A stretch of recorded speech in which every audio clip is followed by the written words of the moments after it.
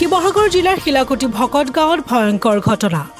ONGCৰ gas পৰিবাহী pipe ফাটি অহৰহ নিৰ্গত গ্যাস ONGCৰ গাফিলতিৰ বাবে এই ঘটনা সংঘটিত হোৱা বুলি আশংকা কৰা হৈছে পুৰণি পাইপ ONGCয়ে জোৰা টাপলি মাৰি ঠিক কৰাৰ বাবে এই ঘটনা সংঘটিত হোৱা বুলি ধাৰণা কৰা হৈছে যিকোনো সময়তে সংঘটিত হ'ব পাৰে বাঘজানৰ দৰে ঘটনা এই দৃশ্য শিৱসাগৰ জিলাৰ শিলাকুটি ভকত গাঁৱৰ ONGCৰ গ্যাস পৰিবাহী পাইপ ফাটি এনেদৰে অহৰহ নিগৰিছে গ্যাস ONGCৰ গাফিলতিৰ বাবে এই ঘটনা সংঘটিত হোৱা বুলি ধাৰণা কৰা গৈছে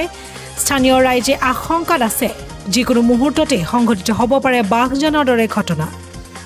ONGCয়ে জোৰা টাপলি মাৰি ঠিক কৰাৰ বাবে এই ঘটনা সংঘটিত হোৱা বুলি এক ধাৰণা কৰা গৈছে শিৱসাগৰ জিলা শিলাকুটি ভকত গাঁৱত ONGCৰ গ্যাস পৰিবাহী পাইপ ফাটি অহৰহ নিগৰিছে গ্যাস